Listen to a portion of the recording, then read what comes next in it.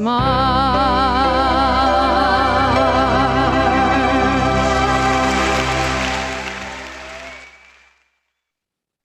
right. Thank you, Amy, for the music. Hello, everybody. For anyone who doesn't know me, I'm Will Hopkins. I'm the Executive Director of New Hampshire Peace Action, and this is our annual fall event and fundraiser. Very excited to be hosting Phyllis Bennis from the Institute for Policy Studies New Internationalism Project as our keynote. Before we get started, I want to make a quick disclaimer. This event is being live streamed and recorded, so if you're uncomfortable having your name or face on the internet, please feel free to turn off your camera and use a pseudonym. We do ask that during the formal program, everyone check to make sure they are muted. There's going to be a time for Q&A after Phyllis gives her talk. And during that, you can put an asterisk in the chat or use the virtual hand raise function in Zoom if you'd like to ask a question yourself. But you can also feel free to just type your question in the chat and I'll read it off so that Phyllis can respond. That takes our picture out. If you are new to New Hampshire Peace Action, we educate, mobilize, and organize to build a more peaceful and just future for all. We envisage a future where international relations are based on cooperation instead of competition and conflict, and where mutual benefit and shared security lead to a more peaceful and just global community. In the spirit of understanding and respect, we'd like to acknowledge that we're doing our work here in New Hampshire on the traditional ancestral homeland of the Abenaki, Pennacook, and Wabanaki peoples, past and present. We honor with gratitude the land and waterways that they have been stewarding throughout the generations.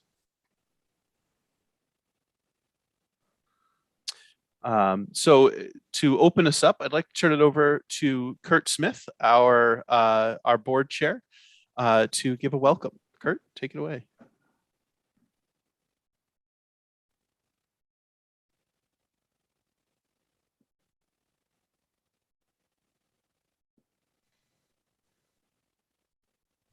You're still muted, Kurt.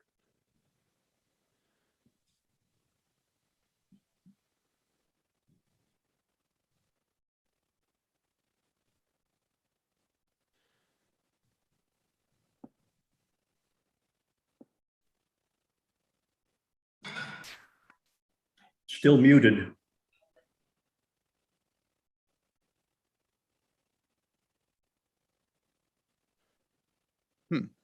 Well, looks like Kurt's having some trouble with his sound. Oh, I got it now. I got it now. There we go. Go for it.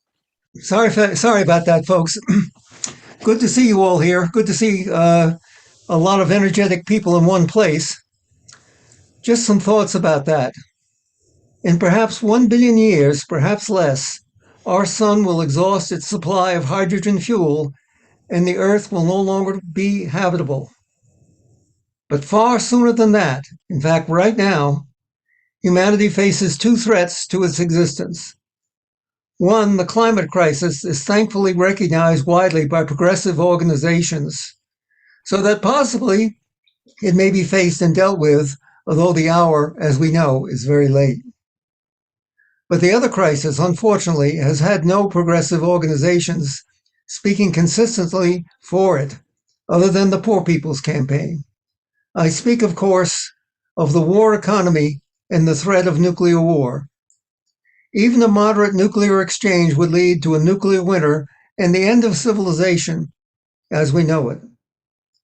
And the war economy threatens not only the well-being of our people, but democracy itself. Even the mainstream media are starting to speak of fascism, which I maintain is an outgrowth of the war economy.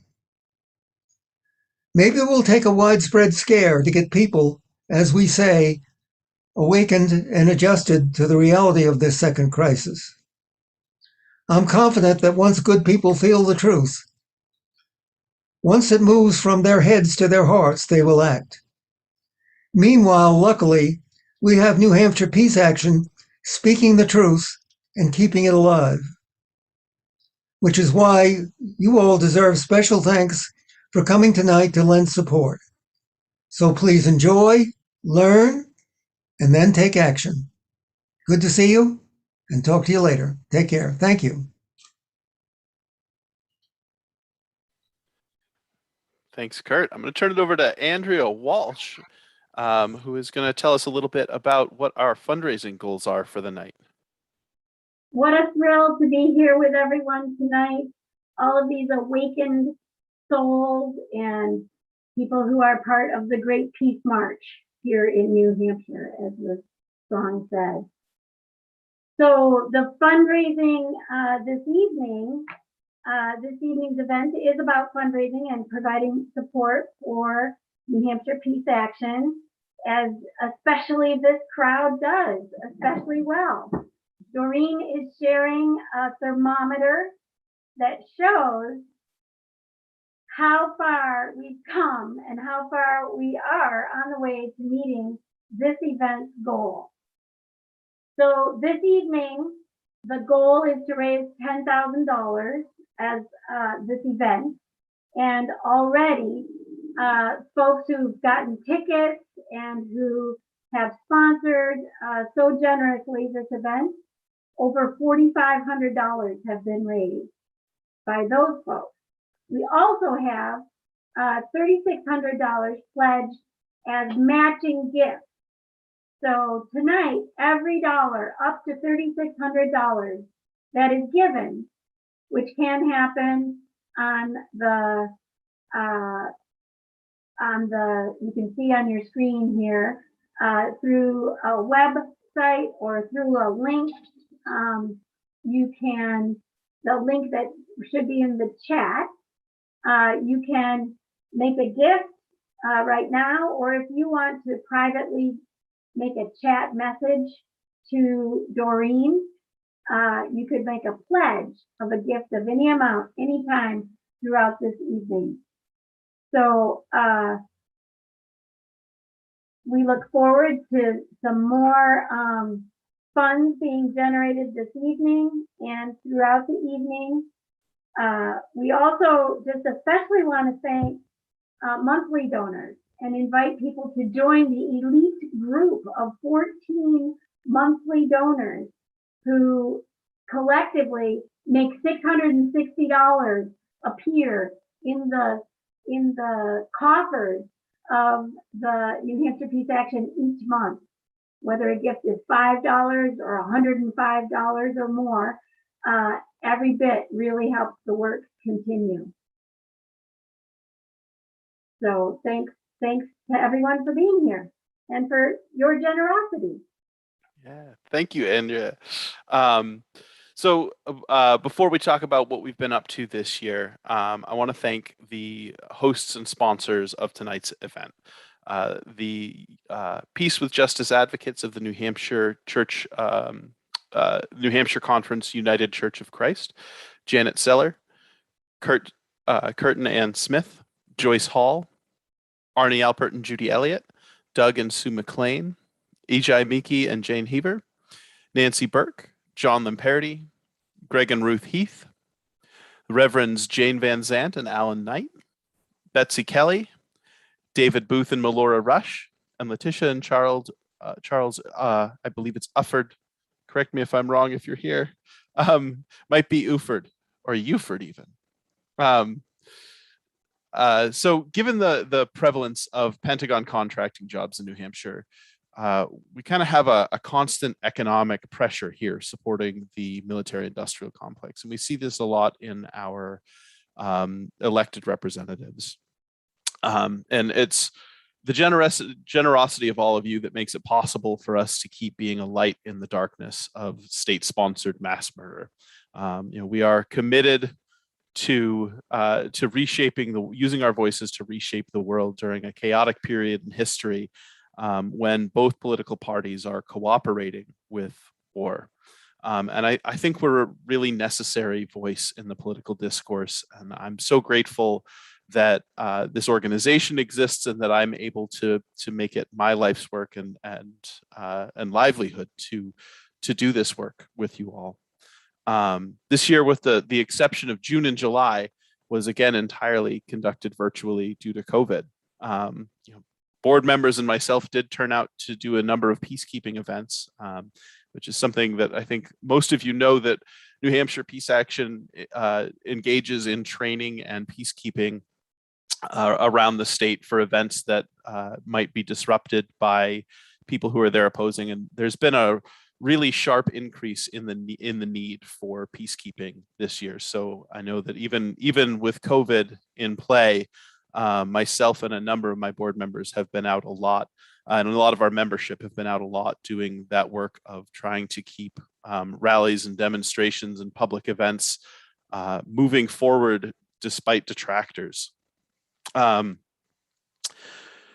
We have found that far from detracting from our work, doing things remotely has allowed for people to participate who might not have been able to before. Our online educational programs this year fell just short of 10,000 total views. That's a big increase in the number of people we are reaching with our educational materials. And we've actually seen significant growth in our membership and in our email list. And that's after a year of kind of universal peace movement, and New Hampshire Peace Action has not been immune to this. There's been a decline in the number of people coming, and we've actually seen that trend reverse since COVID hit. And I think that the accessibility of online events has actually opened it up to folks who may not have been able to participate at the same level before. Some of the topics that we've covered in our educational program are Indigenous Peoples Day and the Myth of Columbus, immigrant incarceration and immigrant justice, how we reconnect using our work, perspectives on anti-Semitism from a young woman who did our Peace of Mind program up at World Fellowship, who grew up Jewish and felt like she was the only Jewish kid in town. Housing Jubilee, stories of housing justice in New Hampshire. We did one that was just what were our top priorities for 2021. We covered the Poor People's Campaign, King's Legacy Today, why work with youth, the impact of American exceptionalism on culture and policy. We had 3 updates from the National Peace Action staff on what we're seeing in the legislature and what our leverage points are to do this work. We talked about the Compassionate Listening Project and how compassionate listening is being used in Alabama to talk about the happenings of the 50s and 60s. Remaking the World One Story at a Time with Andy Davis. We had a program with Bruce Gagnon on Russia. We had Nonviolent Theory in Action. We talked about the war on bees and agriculture, organizing through a multi-generational lens. We covered the New Hampshire Black Heritage Trail. We had a presentation from the Palestine Education Network. We had stories of immigrants who have been caught in ICE and detained and put under house arrest. John Limperti gave us stories from a lifetime of peace activism. Hiroshima and Nagasaki Remembrance with Alicia Sanders Zachary from the International Campaign to Abolish Nuclear Weapons. We talked about the new Cold War and how that came through with, or how that relation is working with China. Palestine and a binational future, the U.S. war and blockade against Cuba, and I'm probably missing some of the programs that weren't on my list. Our members have lobbied on over a dozen pieces of federal legislation this year, and we do have 2 major milestones that I want to hold up as things that we were involved in doing at the federal level that I think are going to make a big difference. And the first, of course, is since I started at Peace Action over 12 years ago, we have consistently been pushing for a withdrawal from Afghanistan. And while that withdrawal was, I know many of us were saddened and horrified to watch the brutality of the Taliban as they retook Afghanistan, and the suffering and death of those who cooperated with us for the last last 20 years is horrible. But I'm reminded of a meeting I had with Charlie Bass in 2010, where I basically laid out what counterinsurgency theory said about how counterinsurgency campaigns work. And according to the numbers that the Pentagon used, it would have taken 600,000 troops in Afghanistan for 14 years to have a successful counterinsurgency campaign. There was never a hope of that this ending any other way. And all of our politicians who had been briefed by the Pentagon knew that. Each administration was simply handing the problem off to the next. So getting out, however horrible it was a decision that was 20 years too late. As we watched that inevitable chaos, I was struck by the reality that only Barbara Lee, out of the entire federal elected leadership, saw the writing on the wall 20 years ago and voted against what we now know was thousands of lives, trillions of dollars that were just wasted, creating destruction and suffering. So the other major victory that I think we need to recognize is that after years of working with the Friends Committee on National Legislation, Peace Action, Win Without War, and a number of other national peace groups, the House of Representatives voted to repeal the 2002 authorization for the use of military force. And I know that that doesn't stop the wars. We know that that isn't the end of forever wars, and that there will be other ways that they can justify it. But it is a step away from this paradigm that we've allowed our country to slip into. So our work at Peace Action has continued around peacekeeping and peacekeeper training. And we're in the process of working with a few people around the state to try to offer an online U.S. history course using Howard Zinn's A People's History of the United States to help undo some of the harm that our children's education has suffered due to the so-called divisive concept bill at the state level. There's a program called Learn Everywhere that actually may allow us to offer an online people's history of the United States for high school credit.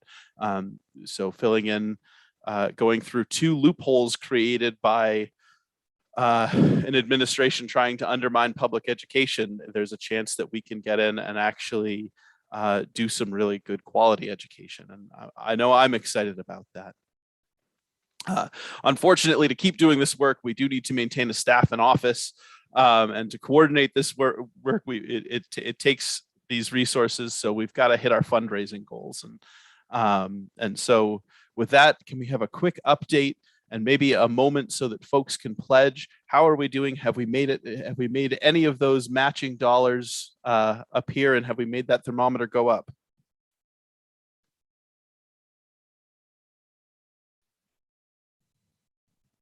So while Doreen is putting the thermometer up, I'm going to say, I signed up as a monthly donor. I haven't been a monthly donor before, and it feels good. So I want to encourage tonight, maybe will be the night we can double the numbers of monthly donors. Tonight, the matching fund applies to gifts received tonight. So if we can, if you're able to join my $120 gift that's been matched, that became a $240 gift, please sign up to be a monthly donor or with your pledge or gift of any amount. All right, we're going to take a 2-minute music break now so that you can look at your household budget and see how much you can squeeze in to support us. And that we are a little ahead of schedule right now, and we don't want to get too far ahead of schedule because I've noted that Phyllis is not on yet, so we don't want to be finished with our program ahead of her. So take a moment, grab a cup of tea if you need it. Go ahead, Andrea. Before the music, can I say one more thing? I just have to say, Will's work and the work of New Hampshire Peace Action has had already generational impact. I have been so impressed and am so honored to be working with now. World Fellowship Center has a board member and has been in contact with and continues to learn from and alongside people who were high school students who came to New Hampshire's Peace Action's Peace of Mind high school student retreat that was held at World Fellowship Center for many years. We've missed the COVID summers, but there are now people who are who are career and lifetime activists out of participating in that one workshop. You know, that out of all of the things that New Hampshire Peace Action does and inspires, from raising up youth to become young adults who are doing the work, and to keeping all of our hearts and minds connected to the important work of making peace in this world that so much needs it. Oh, another pledge, $25 a month. That's so nice. Will, Phyllis Bennis is on and has been on for a while. Yeah, she sent me a message and said I'm here. So I told her exactly what time on the TikTok she was going to be here, and I know she's very busy, so I wasn't necessarily expecting her ahead of that moment. So I'm glad she is. Amy, I think we should skip the music because we just had some, and we are a few minutes ahead. So I think we can move on if everyone's good with that. Thank you, Andrea. And I know that it's sometimes hard to see how our work makes a difference. And so I know I personally appreciate the reminder of the ripples that our work sometimes has. So in Veterans for Peace, they have a tradition at their annual gathering to read aloud the names of those of our number who have passed during the year. And in the tradition of Central American labor organizing, everyone says the word presente to signify that while the people have passed and are gone, that they will live on through our work. And because we are standing and offering forward our strength in their place, they are still present. So I know for me, this year, the passing of Susan Bruce, which happened in July, was a big surprise.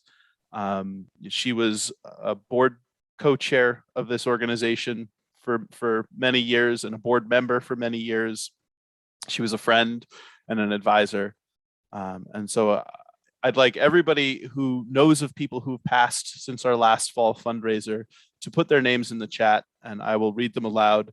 And the first name I'm going to say aloud is, and if you can respond with a presente, you don't have to turn your mic off. Just know that I'll know that you're saying it. Is Susan Bruce. Presente. Presente. I'm going to check the chat and see if we have other names.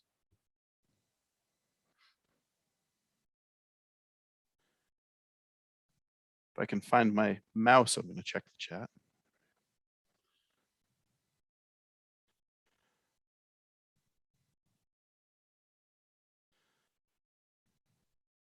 We must have had, we lost a lot of members last year, but I am grateful that I'm not seeing any other names. So Barbara Rockwell, presente. Presente.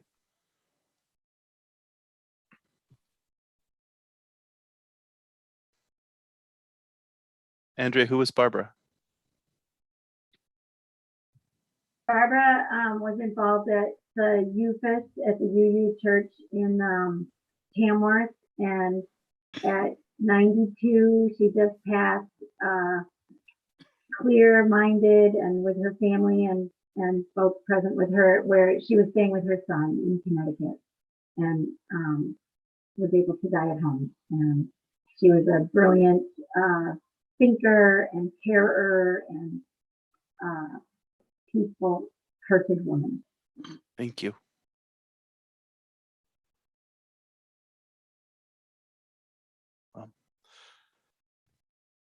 Sister Diana Ortiz, presente. Presente. Joyce, do you want to tell us who Sister Diana was? She was an Ursuline nun. Perhaps some of you will remember that she was kidnapped and tortured in Central America, wrote the book, The Blindfold's Eyes, and then after that has worked for victims of torture and abuse. She was on staff of Pax Christi USA. Thank you, Joyce. I know that a lot of us feel like we're working at capacity, but for those who are no longer with us, we'll work a little bit harder.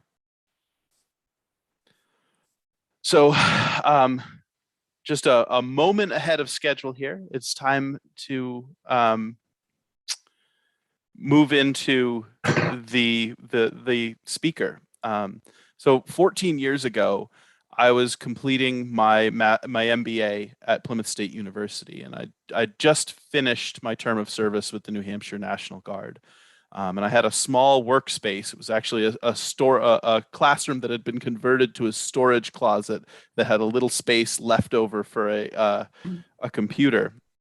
And I was doing research for the Center for the Environment at PSU. And my former English professor, Lynn Chong, came into my little work closet and handed me a ticket to an event. And it was New Hampshire Peace Action's 25th anniversary fall fundraiser. And the featured speaker was Phyllis Bennis. And I had, at that point, been home from Iraq for less than 3 years. And in so many ways, that event changed my life. I have a few memories. And the first was that I'd just seen the film Run, Granny, Run. And gotten to know the story of Granny D. And as I waited in line at the Capitol Center, I realized that the person standing in line in front of me was Doris Haddock. She was right there and hanging up her coat and having a conversation with someone. And I remember just being completely starstruck at check-in of this event that Granny D was here in front of me. And I got to shake her hand, and it was really amazing. And as I checked in, I was checked in by a breathtaking, very pregnant blonde woman. And that baby is now my 13-year-old stepdaughter, and that blonde woman has been my wife for the last 10 years. And my second really vivid memory of that night was having the Iraq War explained to me in a way that made sense and fit with my experience of being in Iraq. So we had the media's version of what was happening in Iraq, and and I knew that was propaganda because I'd been there and I'd seen what was actually going on. And Phyllis described the U.S. presence in Iraq as a bull in a china shop, and her prescription to get the bull out and cut a check for the damages. It was the first time I heard a policy prescription on Iraq that made sense to me as a veteran of that war. Somebody saying that, this is nuts. There's no other way. So almost 2 years later, I took over as director here, but that night changed my life forever. So I just finished my 12th year here, and this is my 13th fall fundraiser in the capacity of executive director. I frequently fill a lot of roles between program and lobbying and fundraising and media and policy. And I need to grasp US foreign policy and have paths for the future ready to offer our members at all times. And that's why I have remained acquainted with Phyllis. Because if you want to keep abreast of US foreign policy and understand international relations, and you don't want to spend all day every day doing it, or you can't spend all day every day doing it, the best way to understand foreign policy, in my opinion, is Phyllis Bennis. And I think she's the most important mind in contemporary US foreign policy. Her primers and articles are thorough and well-written. They don't have any extra words. You get to learn what you need to know to understand how the US works and why we do the things we do and how we can make better decisions. And she does it in a digestible manner. In 2001, Phyllis helped found and remains active with the U.S. Campaign for Palestinian Rights. She works with many anti-war organizations, writing and speaking widely across the U.S. and around the world as part of the global peace movement. She served as an informal advisor to several top UN officials on Middle East issues and was twice shortlisted to become the UN Special Rapporteur on Human Rights in the occupied Palestinian territory. She's written and edited 11 books. Among her latest, Understanding ISIS and the New Global War on Terror, a primer, as well as the just published 7th updated edition of Understanding the Palestinian and Israeli Conflict. She wrote Before and After US Foreign Policy and the War on Terror, and Challenging Empire, How People, Governments, and the UN Defy US Power. Phyllis, thank you so much for being with us tonight. and take it away. Well, thank you, Will. That was a lovely introduction, and I loved hearing about the impact on your life. And here you are. Here we all are 13 years later. So thank you for that. And thank you to New Hampshire Peace Action. I do wish I was up there to see the fall colors and to be with you all in person. Maybe, hopefully, someday soon we'll be able to do that. For the moment, Zoom is our replacement, I suppose. I thought I would talk a little bit tonight about Biden's foreign policy. And it's a little tricky because on one hand, he basically says, foreign policy is not my priority. And he repeats it over and over again. Foreign policy is not my priority. My priority is doing good things for the American people. And he's done, with these new bills, there's a couple of decent things for people in this country, not nearly enough, and we don't have them yet, and we have to fight every step of the way for it. But some of his priorities are pretty good. But the notion somehow that foreign policy is just by choice not going to be a priority just doesn't work, because whoever is the president of the United States is also the head of the empire. And the empire doesn't let people who are the head of the empire sort of put aside what's going on in the rest of the world. It's just, it doesn't work. So when he says foreign policy is not my priority, it's like, okay, yeah, next, what's your point? He also says within foreign policy, within that little bit of attention I pay to it, nothing is important except for China. So Israel-Palestine isn't important, Afghanistan isn't important, really even Europe isn't important, until each of them becomes important because there's a crisis. And so we have those interruptions to this position of the head of the empire. In May, we had the crisis in Gaza with the escalated Israeli assault on Gaza that led more than 240 Gazans dead. In July, starting the Afghanistan crisis, which continues right through till today. In August, the crisis with the break with France and the creation of this new AUKUS coalition, Australia, the UK, and the US, 3 of the 5 white colonial states, we should notice. And starting this past month in September, we had a crisis in Haiti, which led to a crisis on our own border. So the interruptions of Biden's domestic priorities continue, and there's no way in the world that that's not going to continue to happen.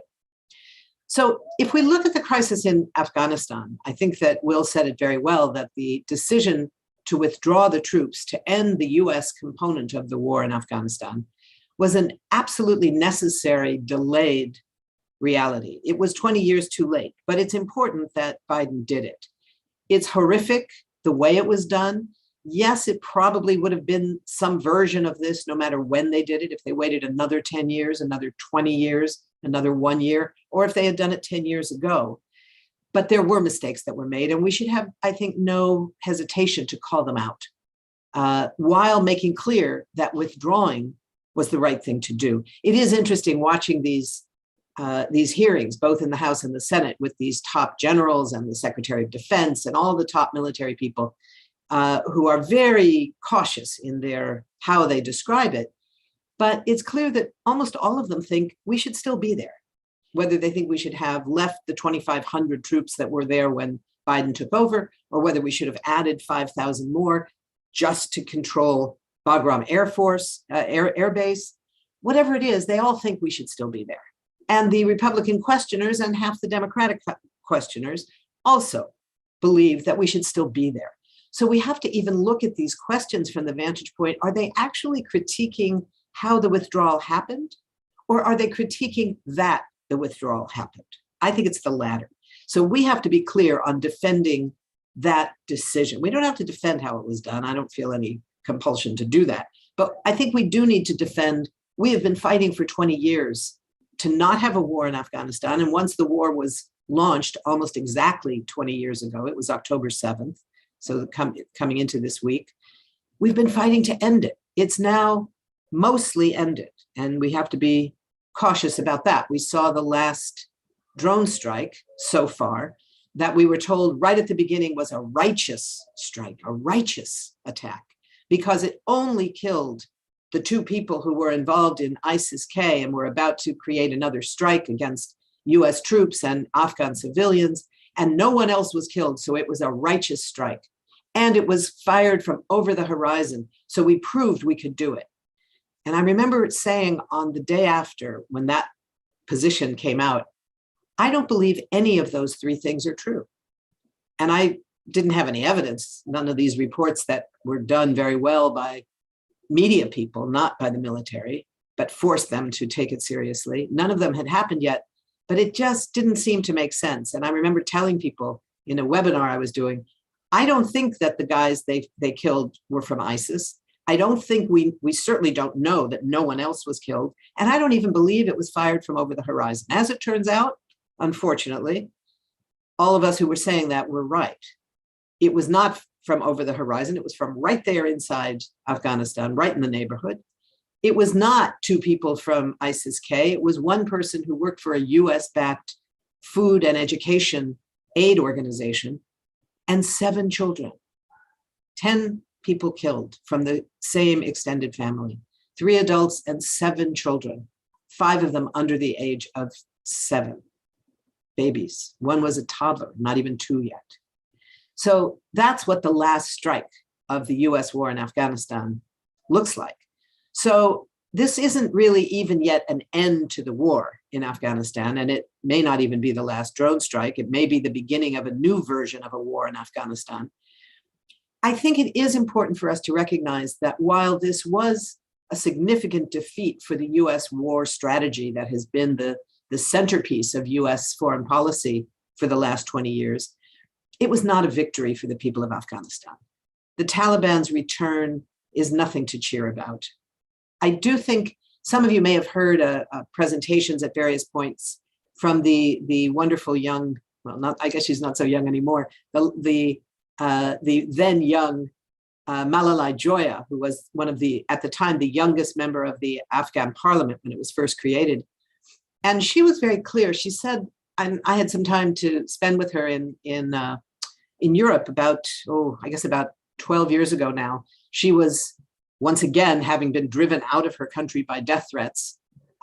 She was out of her country. She was in Europe, and we were at a protest against NATO. And after we ran a ways from the tear gas, we had a little time to talk. And I said to her, you know, as a woman just privately in Afghanistan, what do you think about this call that we're all making about withdrawing the US troops? What will that mean? And she said, look, we women in Afghanistan and we in civil society, we have 3 enemies.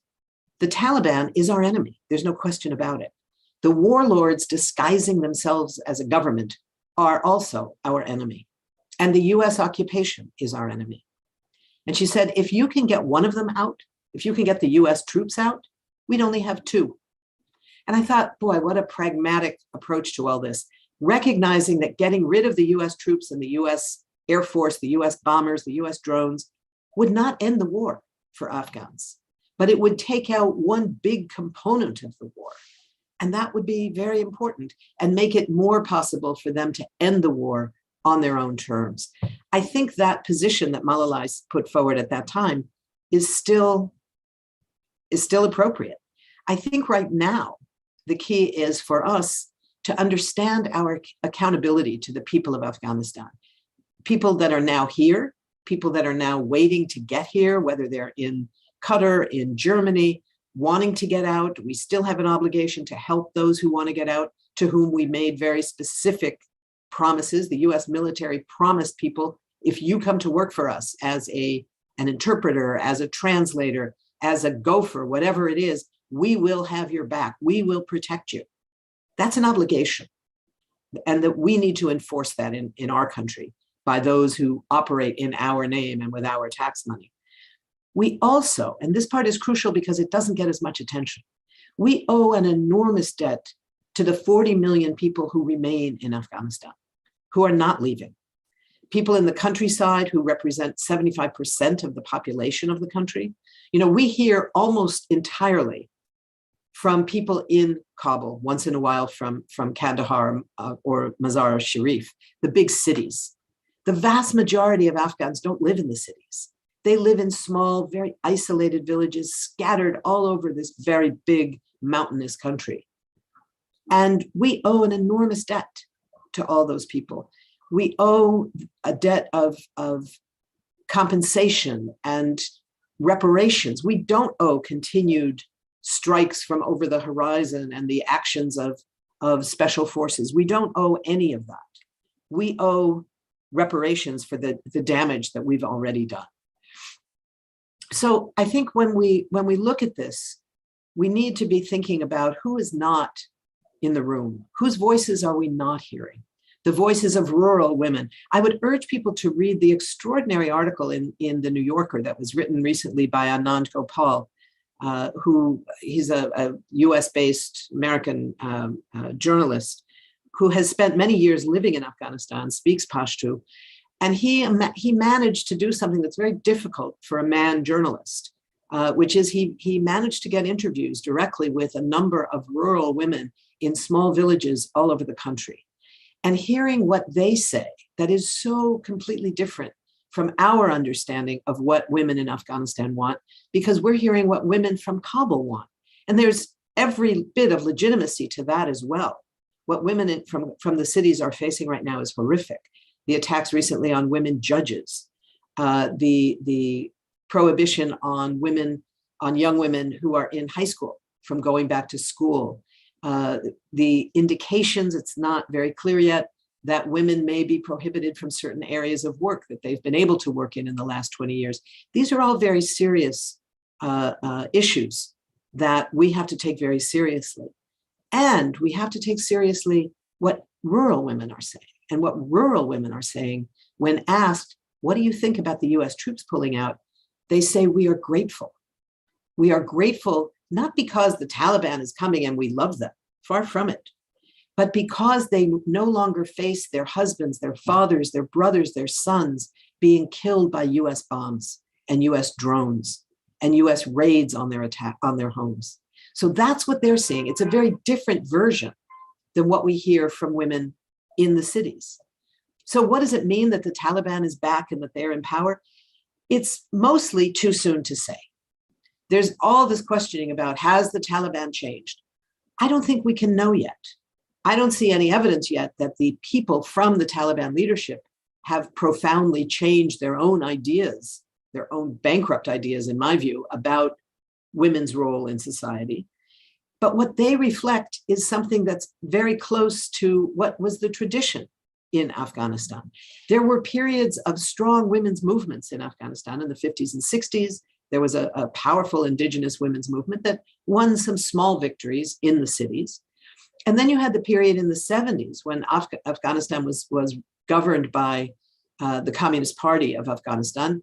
And then the Soviet Union, of course, sent troops and was very involved in Afghanistan through the 1980s. And in that period, Kabul was very much like what Kabul looked like in the last 20 years. It was a very modern city. There was always talk about women in the countryside are wearing burqas, but women in Kabul are in miniskirts.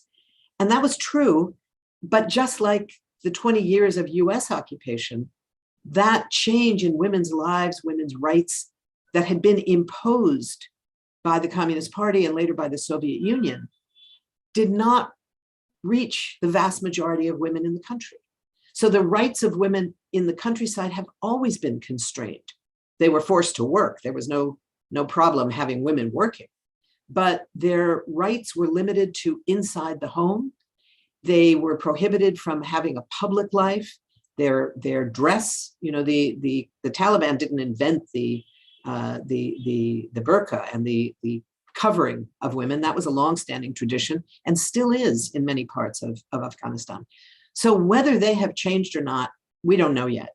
What we do know, and I think this is very important, what we do know is that the country they are governing is very, very different from the country that they governed 20 years ago.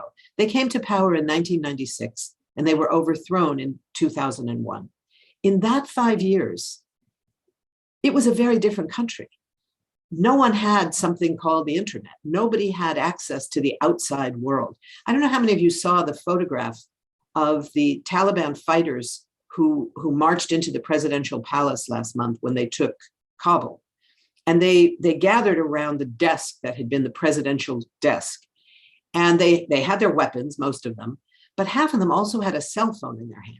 And they were taking selfies of this historical moment. 20 years ago, there was no such thing as a cell phone in Afghanistan. Nobody was taking cell phones. People in the villages had no connection, no contact with people outside their own area. So all of that was very different. And we can look at all the things that the US did so badly, creating a government that did not reflect the political traditions of Afghanistan, having a government that has centralized power in the capital, which had never been true in Afghan people's indigenous governments that had always been based on local and tribal governance rather than national governance. The national governance was pro forma. It didn't really amount to much. All of that has changed. The role of Afghanistan's economy in the world economy is completely different than it used to be. The dependence on foreign aid, foreign assistance is massively different than it was at that time. So one of the things that means is that 80% of the population depends on food assistance. And very soon, if not already, the Taliban government is going to have to answer to their own people about where is food going to come from when the snows hit. So all of that, I think, is going to be far more important than the personal change or lack of change among the Taliban leadership. There may be some of that would be fantastic, but I don't think we can wait for that. We don't see it yet. But I think what we have to wait for is to see what the change in the world is going to raise for Afghanistan. The next interruption of this no foreign policy focus position, the Israel-Palestine question. You know, we know that Biden said from the beginning, foreign policy is not my priority. Within foreign policy, Israel-Palestine is not my priority. The war against Gaza took that and shook it up in a completely different way. Now, Biden's policy now is very clear. Biden says that he hasn't created a policy yet on Israel and Palestine. It's not true. There is a very clear policy. Biden changed Trump's policy in a small way, involving the US relationship directly with the Palestinians. So it's giving a bit more money to UNRWA, the UN aid organization for Palestinians. A small amount of money is now going back to the accounts for direct humanitarian aid. But on the key questions, which is the US relationship to Israel, and in keeping with Israel's relationship to the Palestinians, occupation and apartheid, the US maintains the same position it had under Donald Trump. And therefore, the positions imposed by Donald Trump are the positions of Joe Biden. Joe Biden has a policy towards Israel, and that policy is the embassy belongs in Jerusalem. Jerusalem is the undivided capital of Israel. Settlements are not illegal. Annexation in the future is fine. The annexation of the Golan Heights in 1981 is perfectly legal. The nation state law that Israel passed is perfectly acceptable, despite the fact that it says that only Jews have the right of self-determination in their own country, and that the 20% of Israeli citizens that are Palestinians have no such right. All of that is Joe Biden's position. Now, Biden will say, and his administration will say, that's not our position. We don't believe in any of that. And ironically, that's probably true. It's also profoundly irrelevant. What they believe matters not at all if they have not changed the policy. These were all policies imposed by the president. They are not laws. This is not like for example, the sanctions against Cuba, which were exacerbated under Trump, but the bulk of those sanctions are US laws. So Congress has to be involved in lifting them. Changing the policy about where the embassy is, all of that stuff, Trump did that by fiat. Biden can lift it by fiat. He has chosen not to. So don't ever let anybody get away with saying, well, Biden just hasn't created his own policy yet.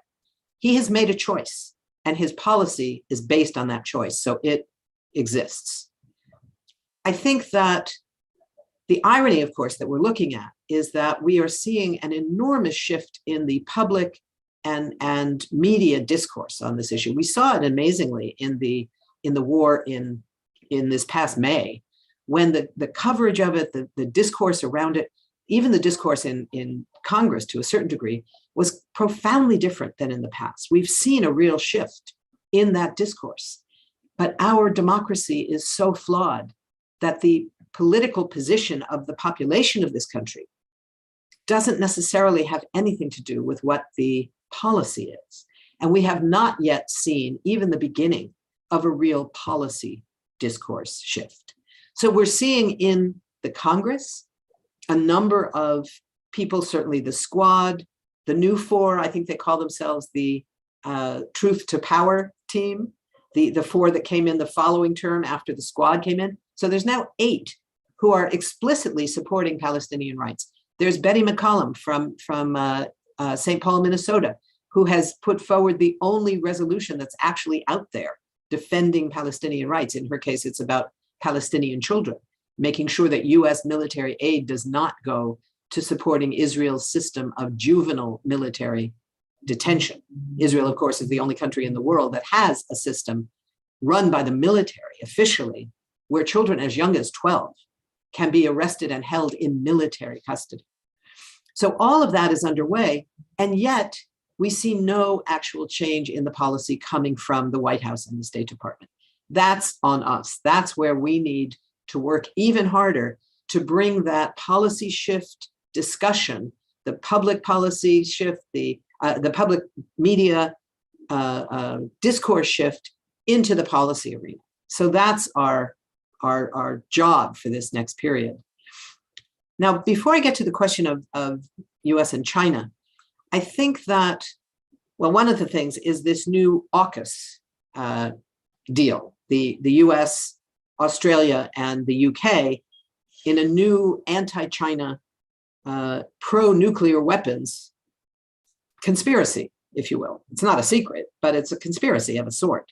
And it's a really, really dangerous one.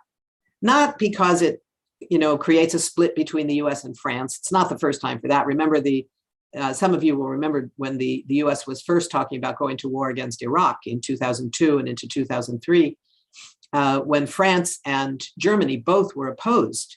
Old Europe was opposed to going to war. New Europe, meaning Eastern European countries that were supporting going to war. There was a big fight then, and there was this whole issue about food in the US Senate cafeteria. They could no longer serve French fries. Now they were serving freedom fries because the French are bad guys now. And there was a great pouring out of, I hated this part, of French champagne into the gutters. It was like, no, don't do that. Bad idea.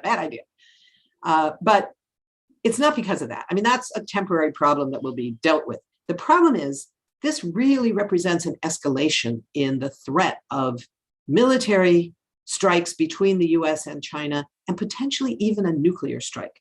Now, these new submarines that the US and Britain are going to be providing through Australia, with as Australia as the main one, to Australia, are not nuclear armed. We should be very clear about that. But they are nuclear powered. And I learned something on a webinar the other day that I hadn't known, that the nuclear fuel for nuclear powered submarines has to be enriched almost to the same level as the 90% enrichment that's required for nuclear weapons. That's really dangerous. I didn't know that. I thought they run off the same 20% enrichment that nuclear power plants that run factories and whatever around the world, unfortunately, that it was equivalent to that. It's not, it turns out. They need a much higher level of enrichment. And that anytime you're enriching to that level, you've got the capacity for nuclear weapons. Australia sits right smack in the middle of the nuclear weapons free zone of the Southern and Western Pacific. Is this going to be considered a violation of that nuclear weapons free zone treaty that they signed? I don't know. The other treaty holders have not said yet, but that's something that we should really be keeping in mind as a very serious threat. Again, the possibility of military tensions escalating between the US and China is a very serious possibility. It doesn't mean it's inevitable. It doesn't mean it will happen.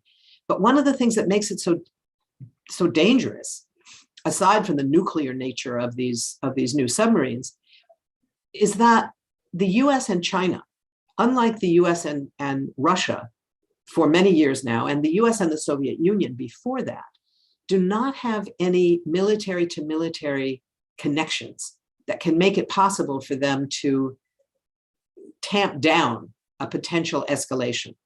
Because just imagine the area around the South China Sea is really crowded with military ships and boats of all kinds. It's like the Persian Gulf, also very crowded, very dangerous potential. And similarly with Iran, the US and China don't have a way that if some night, either a US sailor or a Chinese sailor is out on their boat and they see a light somewhere, they see a flash, and they think, oh my God, we're under attack, I better respond. If that were coming from a Russian sailor, the US has a military to military hotline. They can immediately get in touch with the Russian military and say, it was a mistake, this was not an attack, we're not going any further, hold back, hold back. The US doesn't have that with China. They don't have any way to do that. They'd have to go through all kinds of diplomatic channels. It would be 24, 48, 72 hours before they got word. And who knows what might have happened in the meantime. So it's a very dangerous moment that we're looking at with this new alliance between these white colonial countries. You put New Zealand and Canada in there, and you'd have the whole batch of them for the white colonials. This is a terrible situation. And then when you look at it in the context of the rising tensions between the US and China, whether there's a full-scale new Cold War on its way, it's not so clear, but we know that that is a possibility, And one of the things that's so important about this, we've been hearing since the Obama administration about the pivot to Asia. We heard it through the Trump period. We hear it now from Biden's people. This is part of the pivot to Asia. And the implication is that's going to be the new area of tension. And we're not going to be at war anymore with all these other places. We're ending the war in Afghanistan. So now we can pivot to Asia. Well, whether or not this tension with China represents a move towards a full-scale new Cold War, the global war on terror that George W. Bush launched in 2001 is still very much happening. Real people, not Cold War. These are hot wars that are still going on. Real wars, nothing cold about them. The attack in Afghanistan that killed the family of Zamari Ahmadi outside of Kabul, that was part of what may be the beginning of a new form of war on Afghanistan. But this is clearly not the end of this new Cold War. The US is still at war in a host of other countries. It's at war in Iraq, in Syria, in Yemen, through its relationship with Saudi Arabia and the UAE, in Libya, in Niger, in Somalia, in Africa. AFRICOM is running roughshod over the whole continent. These new exercises that were just held a couple of months ago, I'm forgetting the name of it, the African Lion exercises. These were the biggest military exercises ever held in Africa, and it involved the US with Morocco, Senegal, Tunisia, which is a very interesting set of countries, both from North Africa, Morocco, of course, being one of the countries that is now normalizing its relations with Israel. So there's all kinds of schemes that are underway here.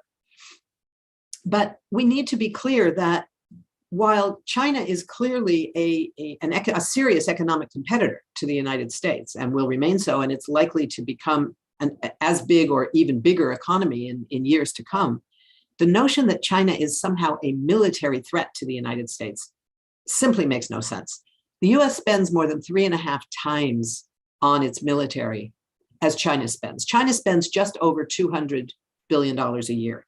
The US spends $740 billion this year, and next year it'll be $753 billion a year. It's not even close. The US maintains somewhere around 800 military bases scattered across the world in 160 different countries. China has one overseas military base. Ironically, it's also in Djibouti, where the largest US base is. Somebody told me they're only about 30 miles apart. I'm not sure if that's true, but Djibouti is a pretty small country, so it may well be. But it doesn't even operate on a parallel, comparable level. The other thing to keep in mind is that what the US sees as these threats from China, these dangers from China, are in the South China Sea, right? China isn't operating all around the world.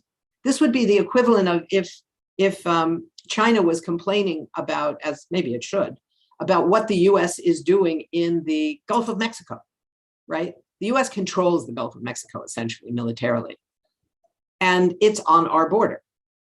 The South China Sea is called that for a reason, right? So the US is doing its best to ramp up the military capacity of US allies in the region, which ironically, of course, today includes Vietnam, as well as the Philippines and some other countries, as well as South Korea, Japan, et cetera.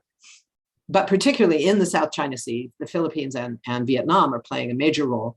China is being, in my view, unnecessarily provocative for no good reason, militarily provocative by establishing its claims, if you will, on these essentially big rocks, these tiny little fake islands, some of which are actually created. They're created by China, scattered around the South China Sea. There's nothing on them. There's nothing strategic about them. It's just, it gives China a bigger border from which to measure out where its international law begins and where Chinese territorial waters remain. But these are performative, if you will. This is not a strategic threat to the United States. This is the South China Sea, right? So all of that makes this very dangerous because we don't know exactly what the US goals are here. I want to just get into two other quick things and then stop in time for us to have some questions. I think we have, am I right, Will, that we have time to do it that way? Good. Yep. One is that if we look at the difference between Trump administration's foreign policy and the Biden foreign policy, one thing that I think is important to remember is that Trump emerged and governed for 4 years without accountability really to any sector of the ruling class. His interest was in his own personal fortune, not in the national interest, even of US corporations. I mean, our movements have always, or not always, but for decades have focused on the military industrial complex, the role of US corporations around the world that are all designed to make the Pentagon stronger and US corporations richer, right? Trump wasn't so interested in US corporations. He was interested in Trump Inc. And as a result, he wasn't accountable to those sectors of the ruling class that have fairly specific long-term imperialist goals around the world. And that lack of accountability made it very hard to anticipate sort of where he would move next, what his strategy would be. Biden represents, how would I say, a kind of return to a prudent imperialism, right? There's nothing anti-imperialist about the Biden administration, but it's a kind of less expansive, it's a more old-fashioned imperialist foreign policy.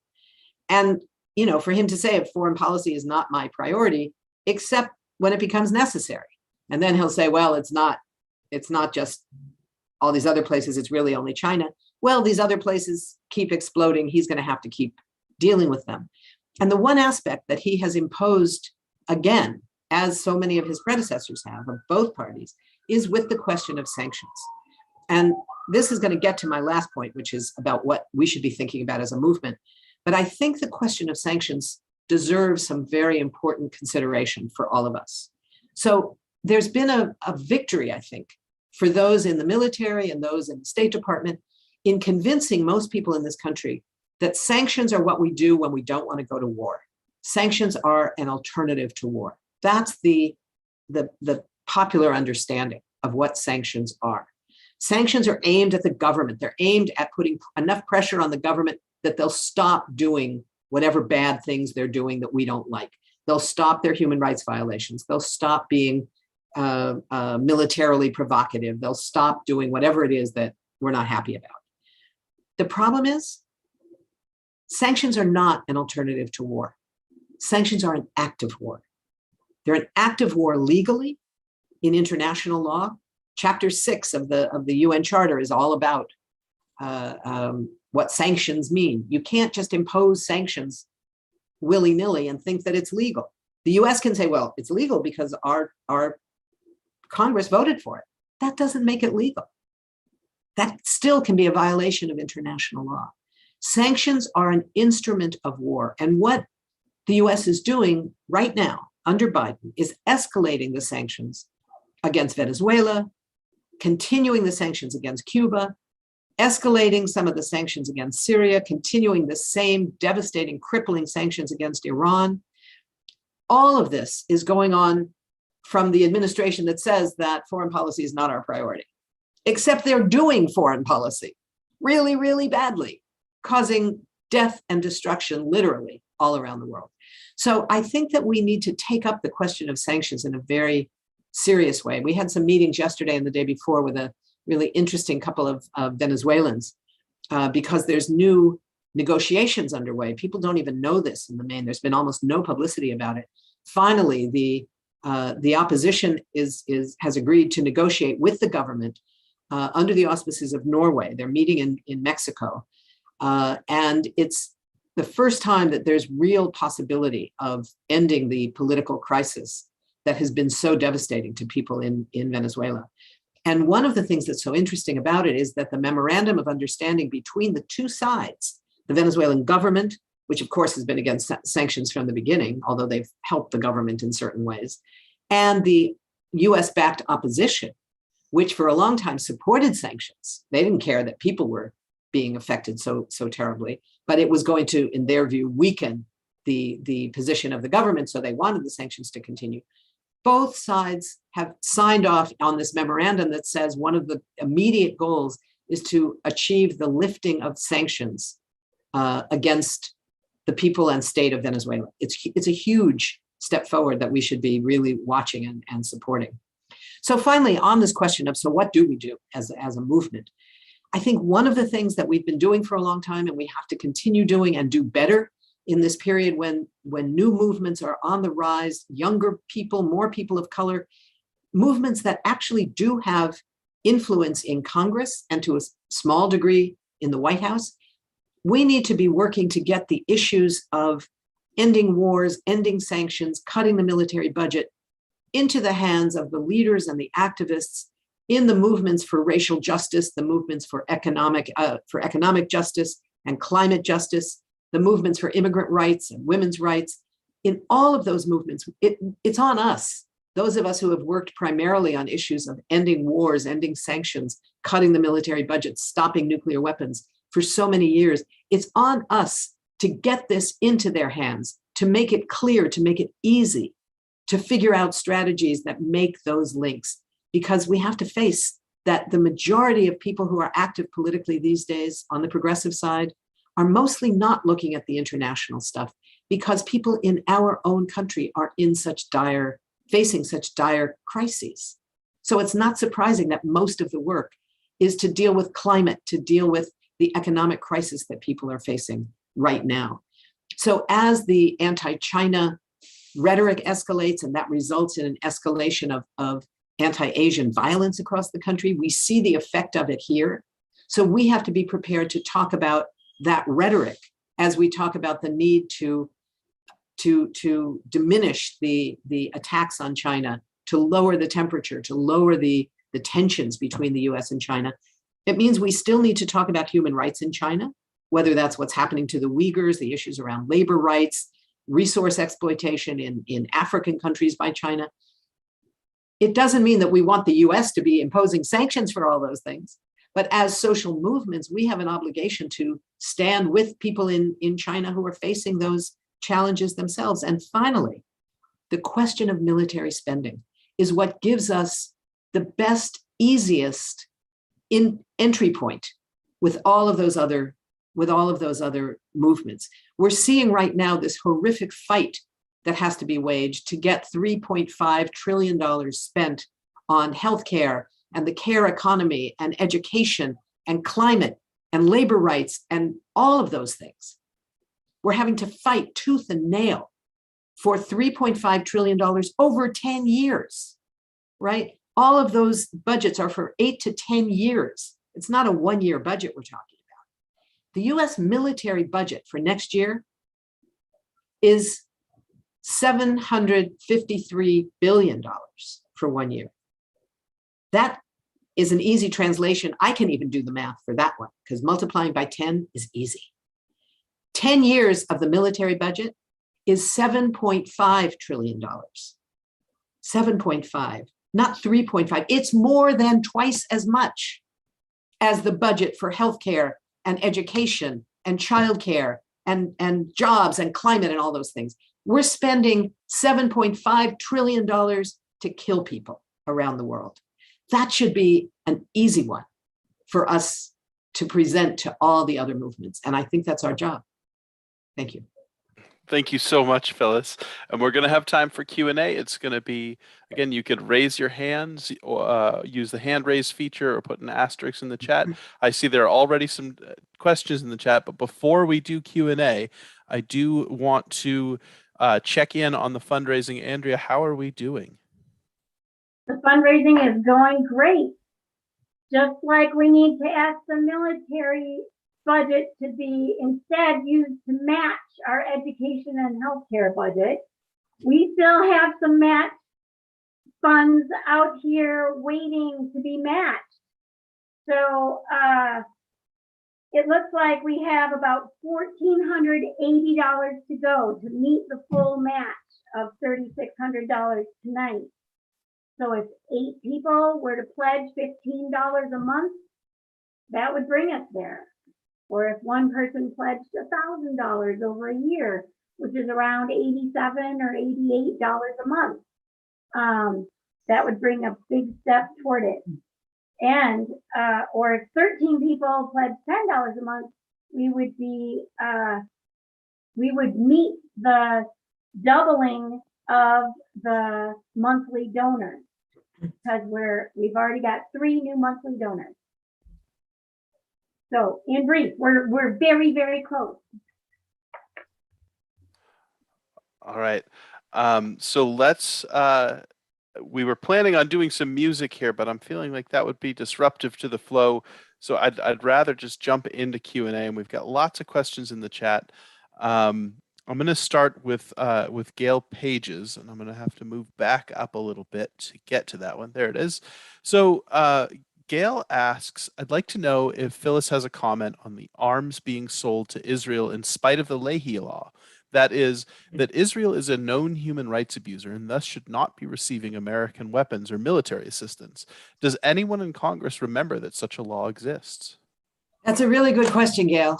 I think there's a few people in Congress who remember, Senator Leahy being one of them, of course. There's two parts to the answer. One has to do with the technical parts. The other has to do with the real issue, which is political will. So the technical parts, because it is important for people to know, there's 2 limitations of the Leahy law that undermine our ability to use it as a realistic proposal for the US. One is that almost all of these restrictive covenants around restricting arms sales or arms aid, military aid, the president can always issue a disclaimer saying that I find that it's necessary because of national security issues to avoid this, what would otherwise be a requirement. That's true of the Leahy law. The president can go around it. The other explicit restriction that is that the Leahy law is not about countries. So it's not about the fact that Israel is a serial violator of human rights. It has to be linked to a particular military unit. And one of the things that Israel does quite brilliantly, and I've always suspected, though I have no particular evidence, that they do it at least partly to avoid the possibility of the Leahy law being imposed, is that when they send groups of troops, for example, on raids into West Bank villages or the attacks on Gaza, etc., they often will do it without sending like an entire team. I forget what all the military terms are for this, but it won't be a particular, help me out here, Will, a particular platoon. A battalion, a company, a platoon. Yeah, right. It won't be a specific company or a platoon or whatever. It'll be a mix of individuals pulled from a bunch of different platoons and companies and whatever, so that there's no one agency that can be tied to the human rights that they commit. Now, the reality is that's not the real problem. The real problem is political will. If there was political will in Congress to impose a real cut in military aid, first cut it in half, then end it altogether, even cut it a little bit, this would not stop it, right? It's both the technical parts and the political will. There's also the Arms Export Control Act, which says explicitly that arms may not be used. There have to be these very explicit and tightly controlled end use restrictions that say that these weapons can be used only for X, Y, and Z and not for A, B, C, or anything else. Again, it's a question of political will. Israel routinely is not even given those kinds of restrictions.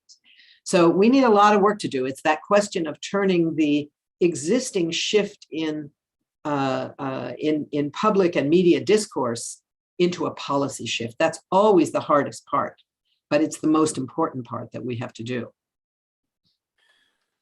Thank you so much. It's a really thorough answer. And I know there have been a number of questions to speakers recently about it, and none of the answers were quite as thorough or thought out or specific as that. So I really appreciate it. Next question, I think, was from Will Thomas. I have to find it. So Will asks, I'm wondering if and how we, the people, can hold Biden accountable for his assertion that U.S. Policy will be based on support for human rights when this assertion is contradicted by U.S. arms sales and financial aid to Saudi Arabia, UAE, Egypt, Israel, and others, including Central American nations, all of which violate human rights. In a sense, it's the same answer. Will, it's the same issue. We have to do more education. We think everybody knows these things and they don't. For example, the two recent reports from two major internationally respected human rights organizations, one Israeli, the B'Tselem organization, the other Human Rights Watch, which many of us have skirmished with over the years because of their unwillingness to take on serious exposés of US allies, have changed their tune. They both have issued very powerful reports about Israeli apartheid. They're somewhat different, which is fine, but they both hold Israel to be in violation of the International Covenant Against the Crime of Apartheid, which is huge.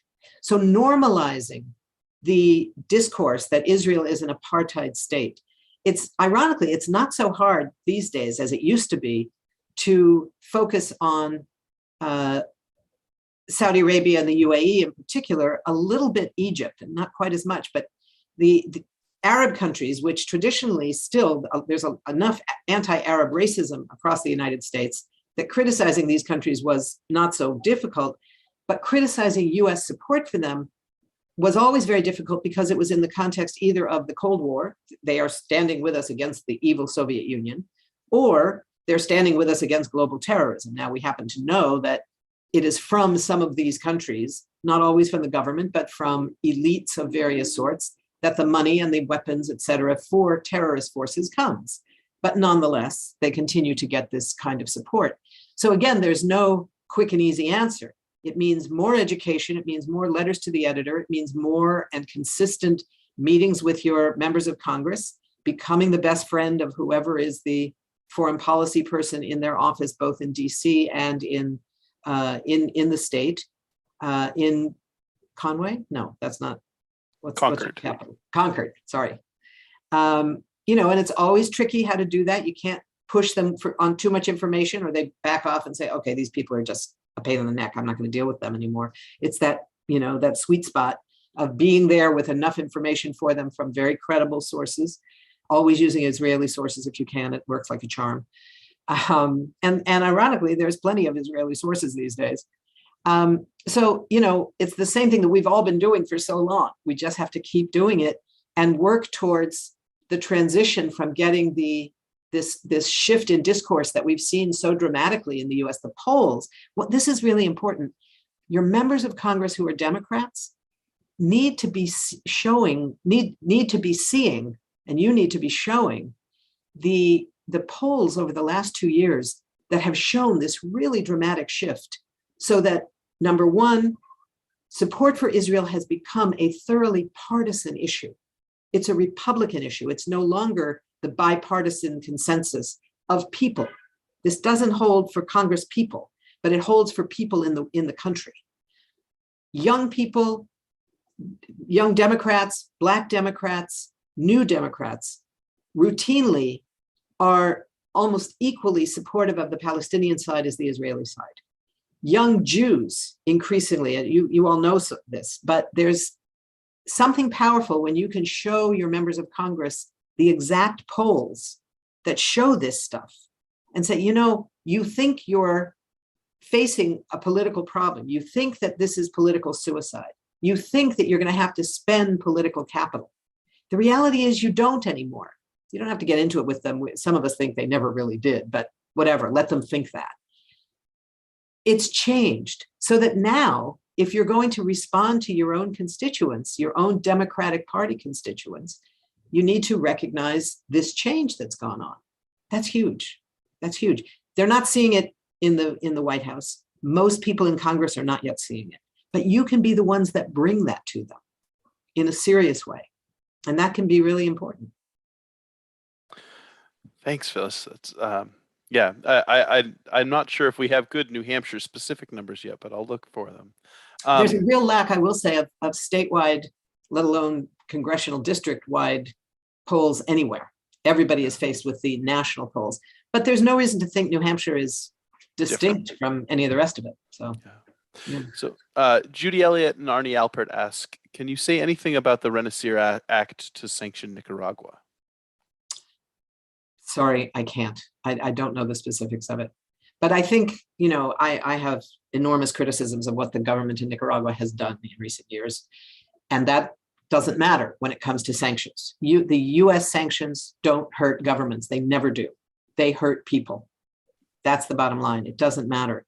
It doesn't make there's no example US officials can point to say that's where we've imposed economic sanctions and it led to the people rising up against their government, against their dictator, against their whatever.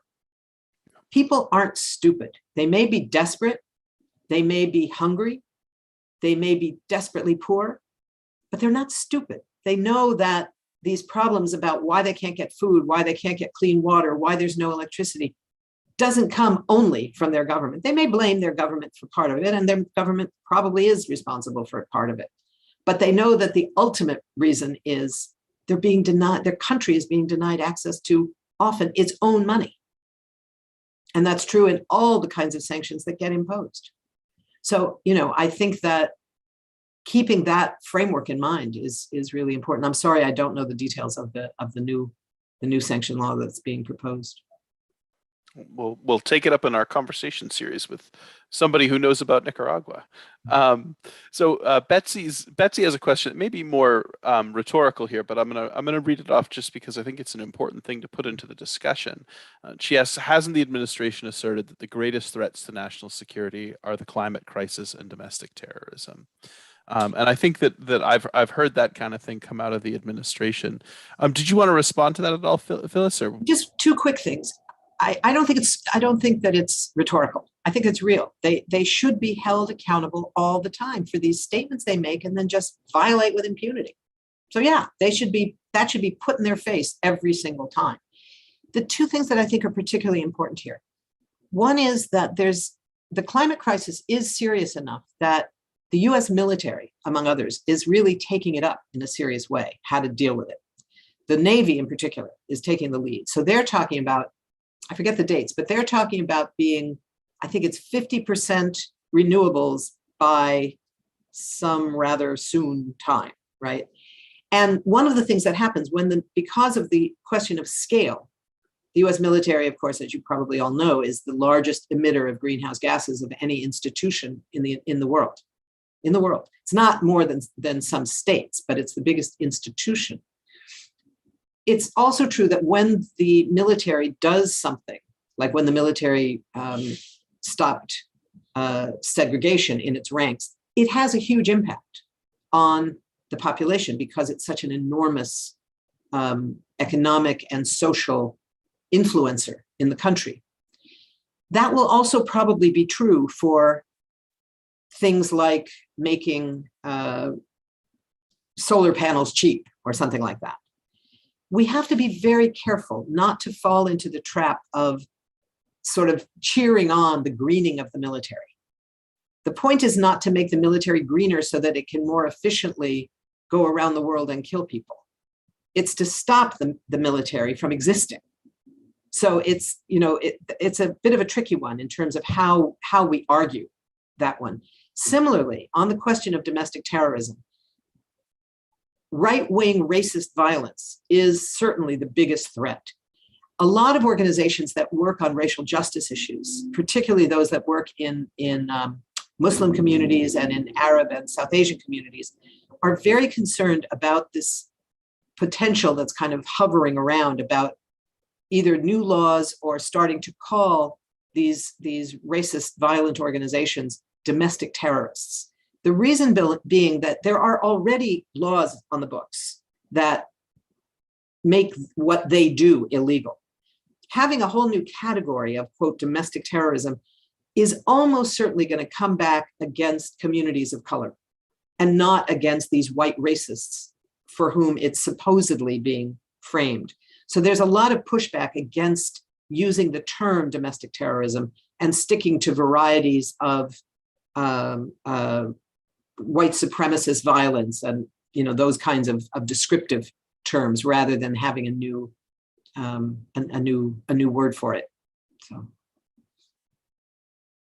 Betsy comments that my question might also relate to federal spending, and I think it definitely does. Yeah. Next question is from Sarah Smith. She says, I'm struck by how even the military did not see the weakness in Afghanistan. Was there a failure to really understand the people and situation in Afghanistan?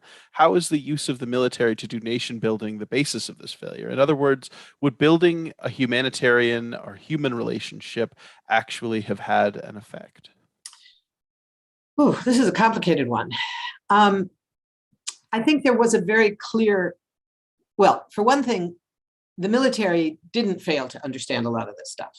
They lied. The Afghanistan papers that were published in the Washington Post, unfortunately, just 2 weeks before the COVID pandemic broke, and after that, there was nothing in the paper about it, is really too bad because it would have made a huge splash. They've now been published as a book by Craig Whitlock from the Washington Post, who's a very good reporter, and he got a huge dump of documents and dealt with them in a very thorough way. It was extraordinary to read. They deliberately lied. They lied to the White House, they lied to Congress, they lied to everybody. They lied to each other, they lied to between the services. They basically always lied. So they knew that it was never going to survive without US troops there because it never existed as a credible government or a credible military. One of the things that Biden did that was so outrageous was essentially calling out the Afghan national military as cowards. You know, he basically said they were afraid to fight for their country. And the outrage of that is they were never tasked with fighting for their country. They were really never allowed to fight for their country. They were tasked with fighting for a government that was imposed by the United States and Britain and other countries from around the world from outside, a government that did not have any level of respect or credibility from its own population, that was based on a form of government that had never been Afghan. You know, this idea of a nationally empowered government with a president and a national parliament, that was never what Afghans did. They had local governments, local councils, tribal identity. That's where the power lay. The power wasn't in Kabul. There was an old saying, what happens in Kabul stays in Kabul, because the writ of the president never reached beyond that of the mayor of Kabul, right? So this notion that the military sort of didn't do their job. Their job was to protect and defend a government that had no credibility with them or with their families or with anybody else in the country. So it's not surprising that as soon as the US component of it, that was providing the ammunition and the food and building the bases and giving them the planes and the airstrikes and all of that, when that was gone, it's like, hey, we're out of here. The other part is that there's a long-standing tradition in Afghanistan. Afghanistan is known as the graveyard of empires, but it's also known for not fighting to the death when they can avoid it and end up with an agreement somehow first.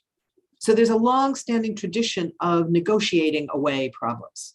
That's the basis of these shura councils made up of village elders and the regional leaders, as well as militia leaders who have their own ideas about women, etc. But this notion that the US somehow just missed the fact that we put in place this great government and somehow they just ran away. We don't understand why. These guys had no credibility with Afghans and they had no accountability to Afghans. They were made up of exiles who had been educated in the West, gotten rich in the West, ran away to the West once they realized the trajectory of where things were going. And the military was there to defend them. And why would they do that? They go into the military for the same reason that most people go into the military here, a poverty draft. More of them go into the Taliban because the Taliban for a long time paid better. They paid more, not least because the corruption was so built into the military's structures that this, we heard a lot about the 300,000 military troops. Some huge proportion of them were what they called ghost soldiers who never existed. They were a name on a list and their commander would get their pay and would go right into the commander's pocket. But the problem is the commanders also pocketed a huge amount of the money for those soldiers that were supposed to be fighting, that were there. And so eventually they left too, because, hey, if you're not going to give me money to support my family, I really have no reason to be here. So they'd go back to their village.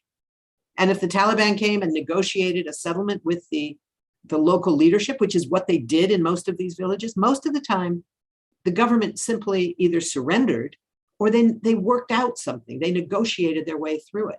Just like they negotiated during the 20 years of the US occupation, the Taliban was still ruling a bunch of parts of the country. And they weren't doing it mostly by force. They used force brutally, as we know, on a civilian level, but they weren't having to fight their way to control these towns and villages and areas. They were negotiating with the local leadership on things like girls' education. They'd agree, okay, the girls can go to school, but they have to have, half their time has to be spent studying the Quran and only half of it can be literature and science and whatever. And the local leaders would usually agree with that. They'd say, okay, that's fine. They would deal out this stuff because the Taliban, as horrific as they are in so many ways, are not so different than the local leadership in much of the rural areas of the country. And they have families there. The Taliban aren't created in test tubes, they come from families. So they would go back to their families or they'd ask to be stationed where their family is. And they would be worried about, is my family getting enough food? Is my family getting clean water? So all of these things take shape in a much more fluid way, I think, than we hear about. The problem was for the US military leadership and the political leadership, they just lied. They just lied. And they never acknowledged that this military never had any real support anyway. So, yeah, sorry for that being long. That's okay. It was great. Every time I get to hear you speak, Phyllis, I am fascinated and I learn new things and it adjusts my perspective. And I so deeply appreciate you being here with us tonight. As we close out, I want to do one last check. What's our final tally? Can we have a look at the thermometer? And Andrea, can you update us? I've been seeing things in the chat. Dun, dun, dun, dun, dun, dun, dun, dun, dun.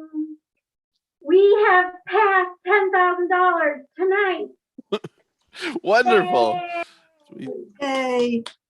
We beat our goal and official number is $10,310. oh, thank you all so much.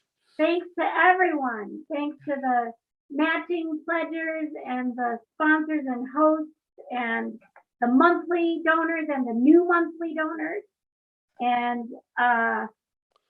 everyone who's given a gift tonight and who makes annual appeal gifts and who helps bring in new donors and new support and new activists and new heartfelt work.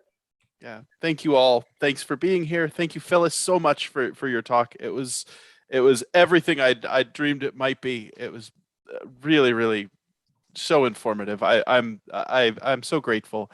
I wanted to make sure I mention that tomorrow night is the American Friends Service Committee's fall event. So hopefully I'll see some of you on Zoom again tomorrow. If you are not doing the conversation series in October on Mondays, any of those Mondays you are free. Those evenings there will be a series of Meet the Director talks at World Fellowship Center. More details on that, Andrea? Yes, so the new director, Octavia Driscoll, will be having a series of 7 p.m. Monday evening conversations on Zoom about the history and where are we rooted and where are we going as World Fellowship Center. And in November, there's a plan for a Welcome Octavia and Goodbye Andy and Andrea Zoom as well. So I won't miss that one. So in October on those Monday nights, if you are not doing the World Fellowships talks with Octavia on October 11th, we've got Jahan Elbisi. She's going to talk about Indigenous Peoples Day and celebrating resilience in Indian country. On October 25th, we'll have Jim Cates, who's going to talk to us about voter suppression against communities of color across the U.S. and the Student Nonviolent Coordinating Committee and Freedom Summer. On November 4th, we're going to have a screening of a virtual screening and discussion of The War Game, which is a film from the 60s about nuclear war. And then join us on November 8th for Steve Thornton and Peter Kelman, who are going to talk about unions in the military-industrial complex. So I think, go ahead, Andrew. Throw in one more thank you. Thank you, Will, and thank you, Doreen. Just all that you all do every day and all the supporters and everyone does. But Will and Doreen, just thank you, thank you, thank you. Thank you all. So we are going to, this does bring our formal program to a close, and I'm going to turn off the live stream, but we decided that we definitely wanted to leave the channel open a little bit so that folks have the opportunity to continue chatting. And I know some people will disappear, but thank you all for coming tonight. Really appreciate it.